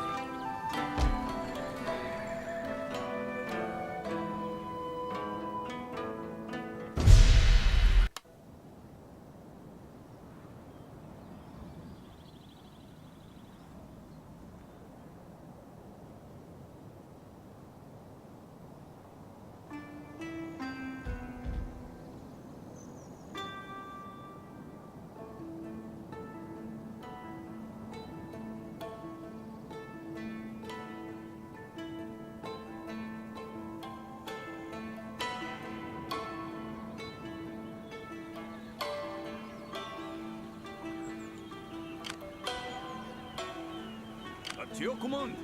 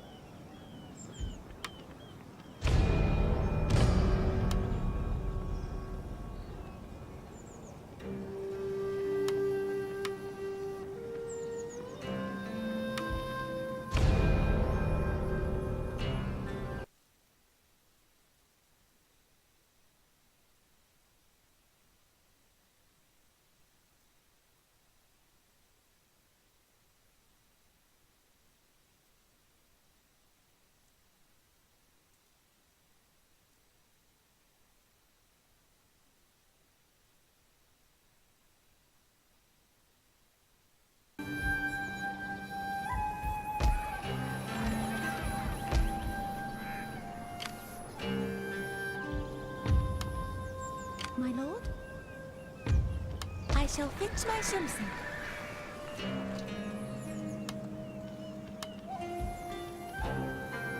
My lord.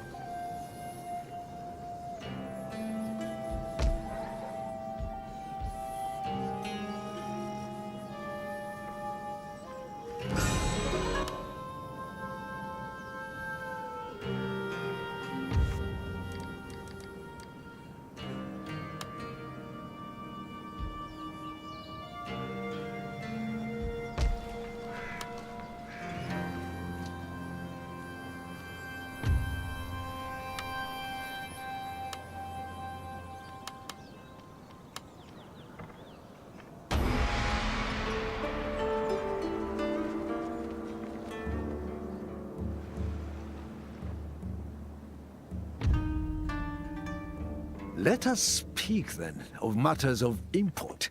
I have a proposal to make.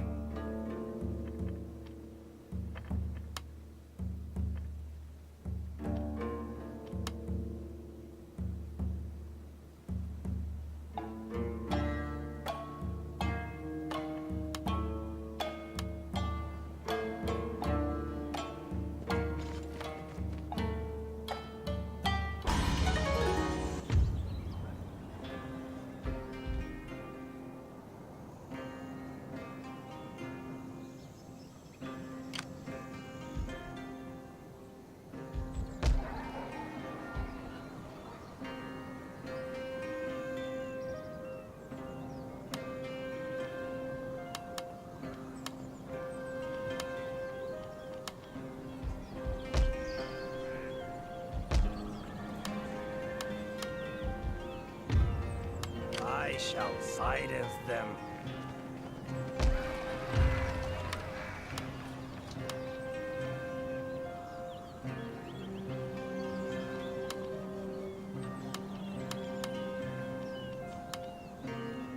Ready for orders.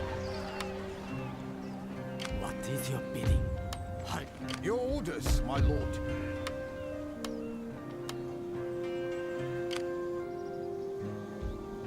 As you wish, my lord.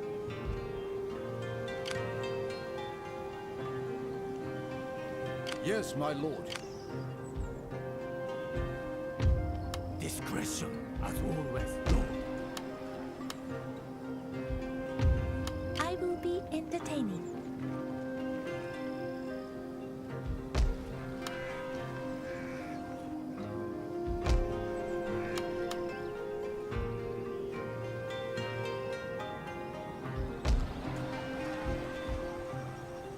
What would you have me do? Happy to serve. How may I serve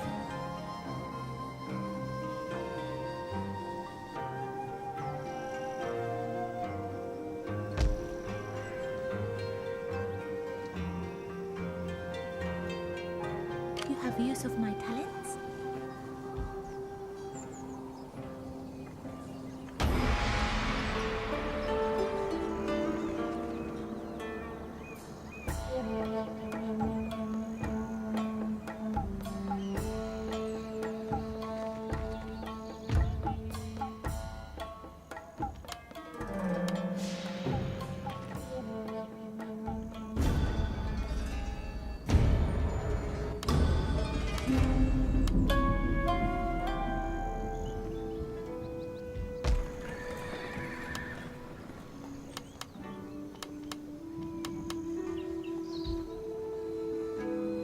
At your service.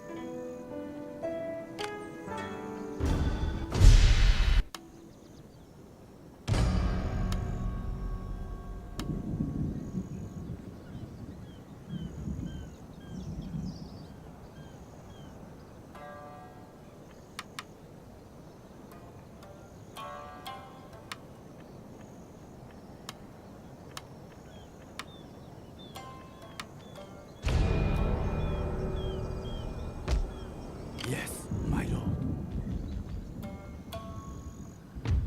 As you command. What would you have me do?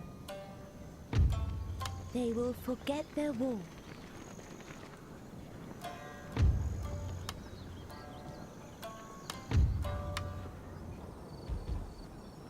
Your orders, my lord. Strike them down!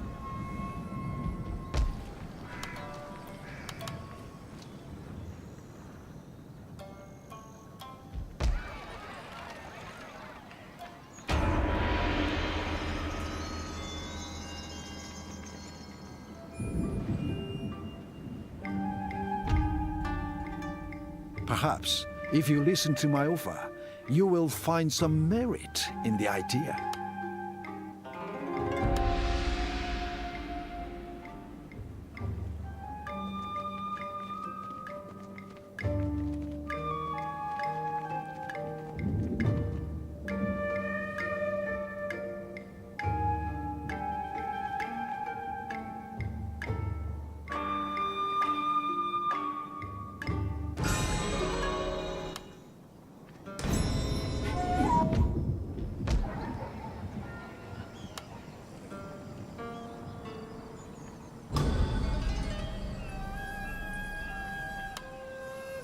At your command.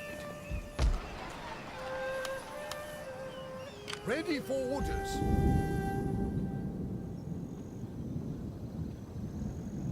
My spirit hungers for blood. Without delay.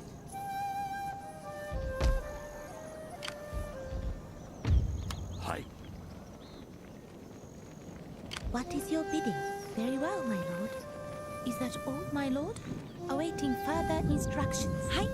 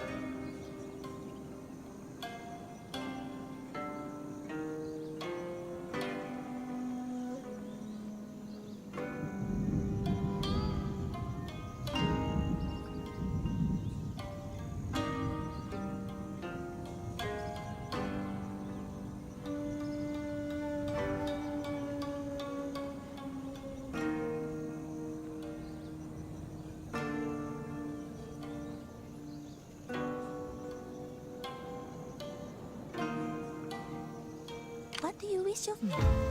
I will fetch my matcha. I can go no further.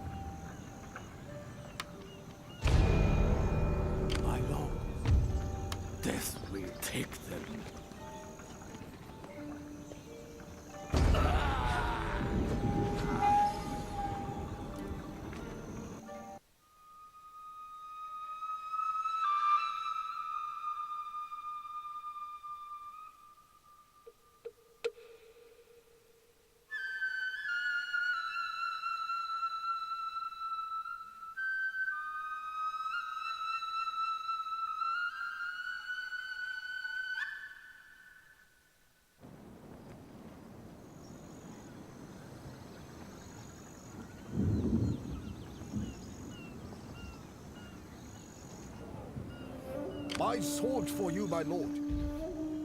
There is no higher honor. At your service. Discretion, as always, Lord.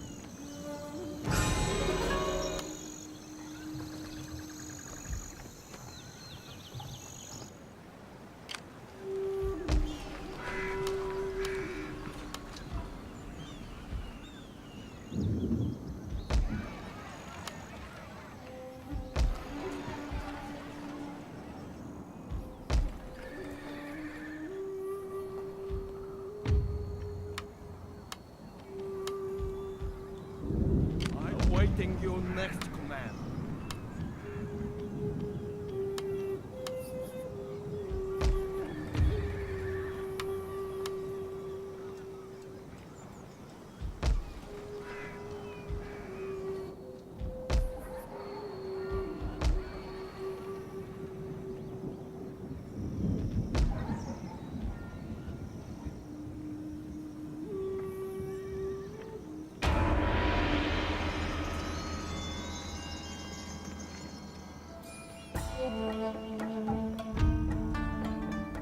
Perhaps, if you listen to my offer, you will find some...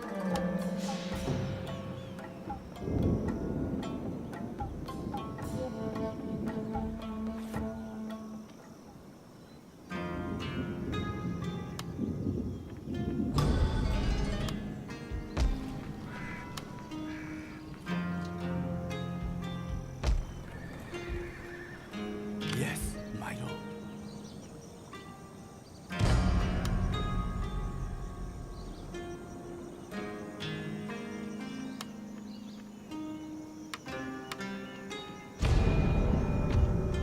Searching for a weak spot.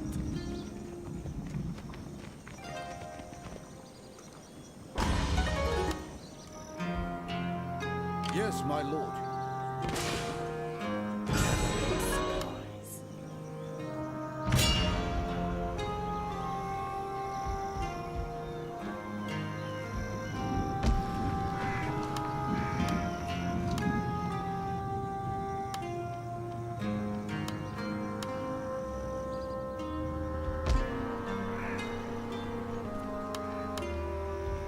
Orders received.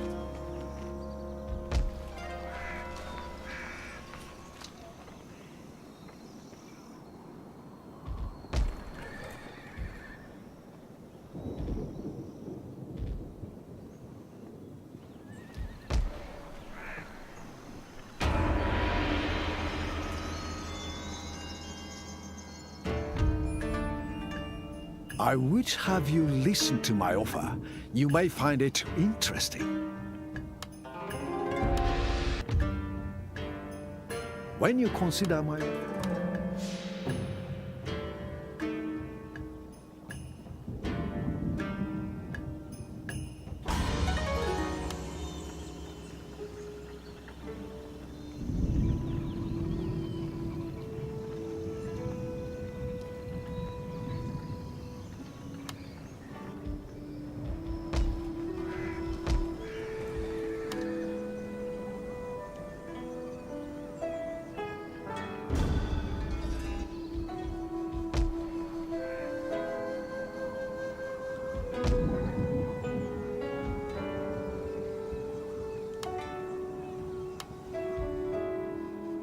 At your service. ready for orders. Attack!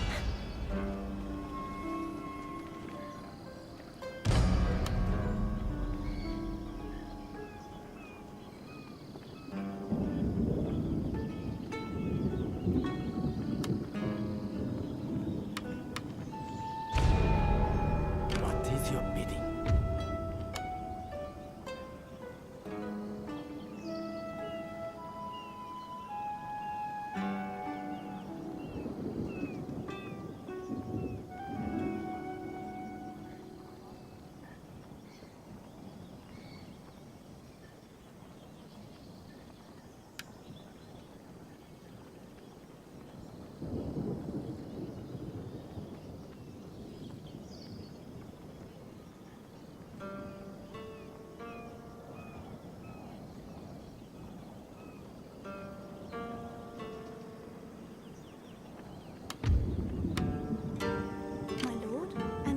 impossible task. They will forget their war. How may I serve you? At your command.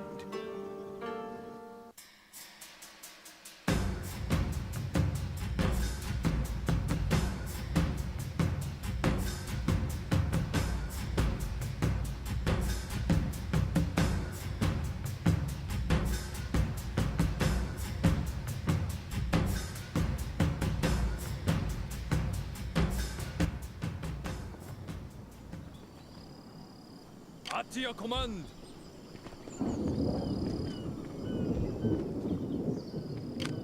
Impossible as you wish.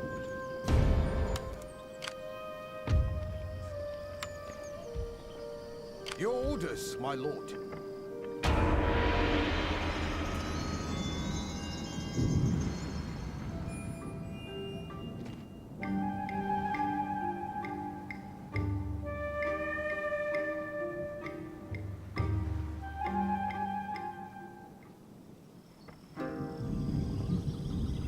My sword for you, my lord.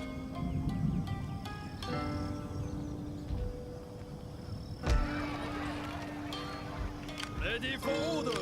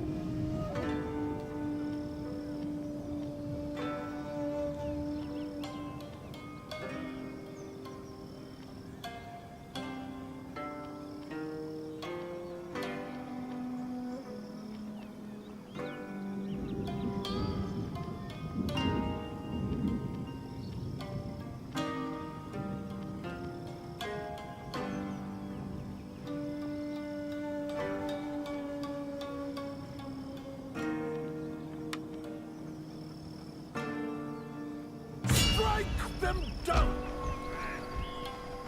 Ready for battle. Yes, my lord.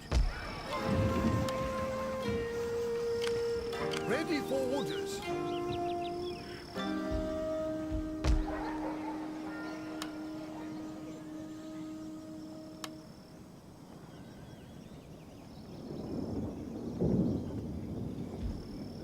At your command. My lord.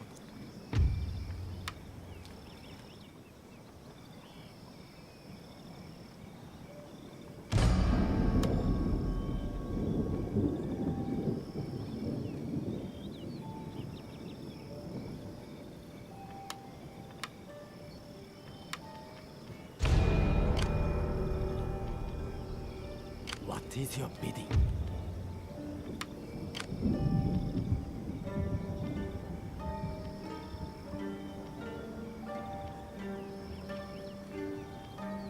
What do you wish of me?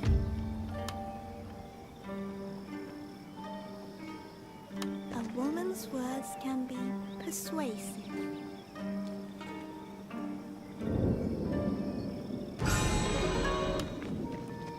Laying my sword for you, my lord.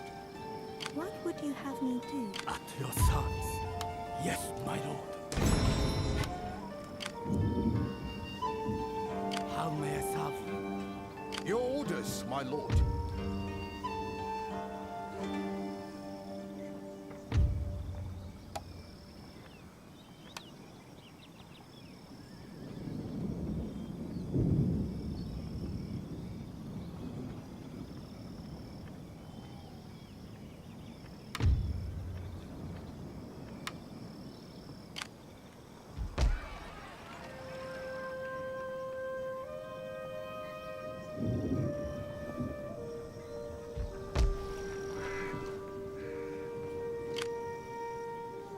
There is no higher honor.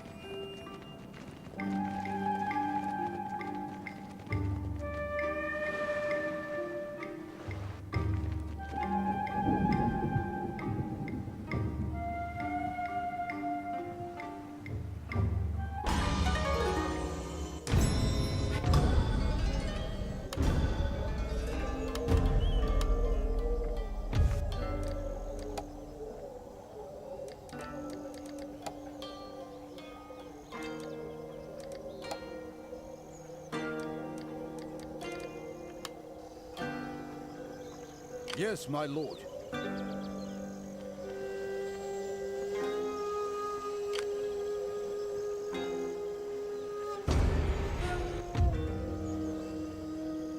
My lord?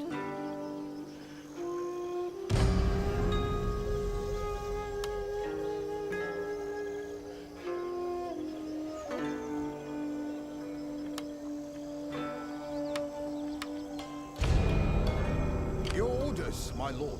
My spirit hungers for blood. Music lifts the soul. You wish. Up to your command. For death and honor.